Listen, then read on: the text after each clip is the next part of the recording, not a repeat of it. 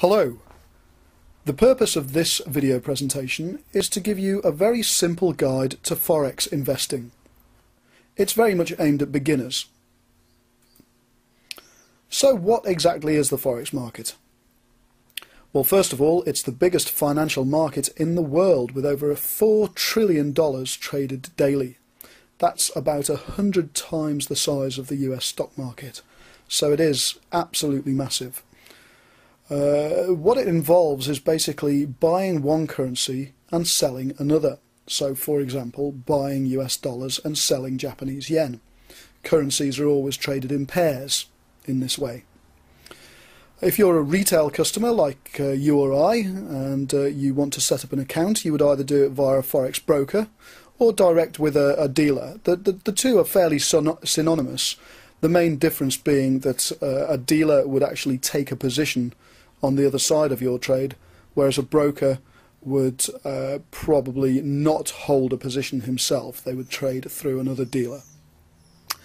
One of the major differences between the Forex market and other markets is that Forex is a 24-hour global market. You can trade at any time of the day or night, anywhere in the world, which is quite unlike the equity or the futures markets, for example.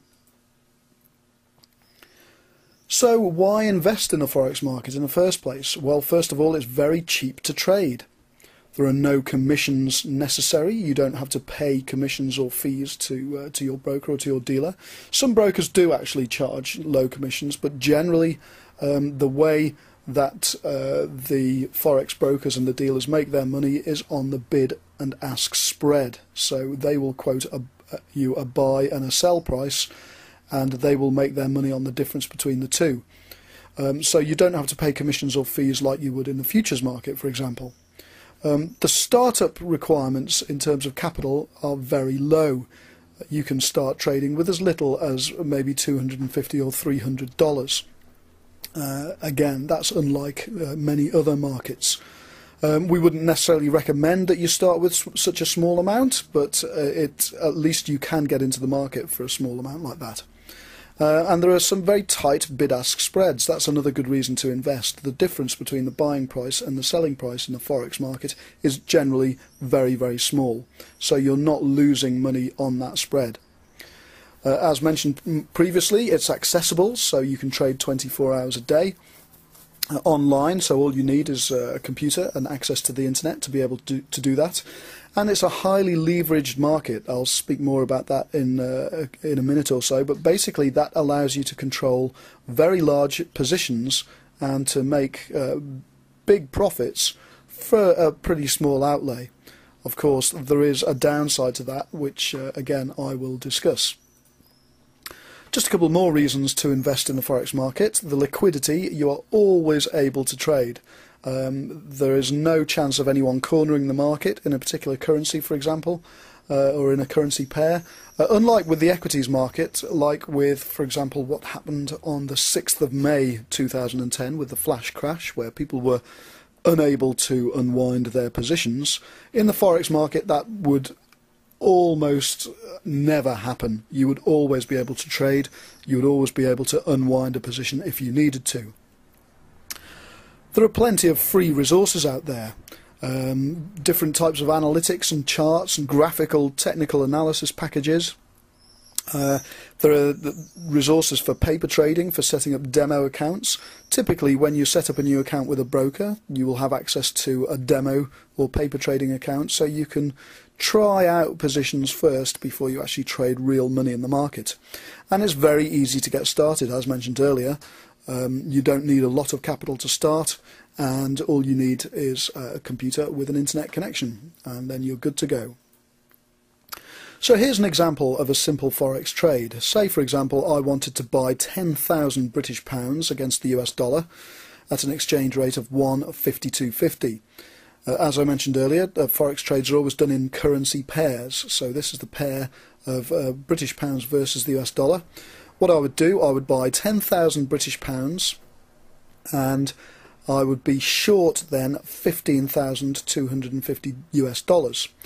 And the reason I would do that trade is that I'm hoping that the exchange rate between the British pound and the US dollar is going to go up. So a week later I might sell those 10,000 British pounds at an exchange rate of 156.50 if my trade works out and the exchange rate does move up. That means my British pounds are now worth $15,650, so I've made a profit of $400, which is a good trade. So that's just a simple example. One word about leverage though. I mentioned earlier that a leverage allows you to trade large amounts with a small deposit. So to control, for example, $100,000, I would only need to pay a deposit of $1,000 if my broker was offering 100 to 1 leverage, which is fairly common. Some brokers offer 200 to 1 leverage on positions. But that enables me to make some fairly substantial profits from small investments. But there are advantages and disadvantages to this. The disadvantage being that if a position moves against me, my broker would make a margin call. Now what that means is he would call me for more money to cover for further losses. If I am unable to meet that margin call, or if I'm unable to meet continued margin calls, then the broker would close my position. And then there's the possibility of me losing all of the initial deposit that I put down. So those are the advantages and the disadvantages to leverage. You can make a lot of money, but you can lose your entire deposit. Just a quick word about the different kind of orders that you can trade. There are market orders where you will buy or sell regardless of the price. You'll just enter the order into the market and your broker will trade for you. There are limit orders where you would only buy or sell if the price hits a certain level. There are stop loss orders which basically prevent you from losing too much money, because if the price moves against you a certain amount, then the stop loss would be triggered and you would trade out of your position. And there are things like good for the day orders or good till cancelled orders. That means that if you enter an order, it is only good for the day or good until you cancel it. So it will continue to be entered into the market every day until it's traded. Finally, how to actually get started? Well, first you choose a Forex broker. There are plenty of them to choose from. You deposit some money in an account.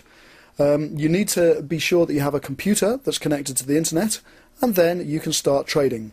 Now, it's a good idea to do a little bit of paper trading first to make sure that you've got an idea of what you're doing and how the market works. But it's very, very simple to get started in the Forex market. So all that remains is for me to say to you, good luck, and I hope your trades work out well for you. Thanks for watching.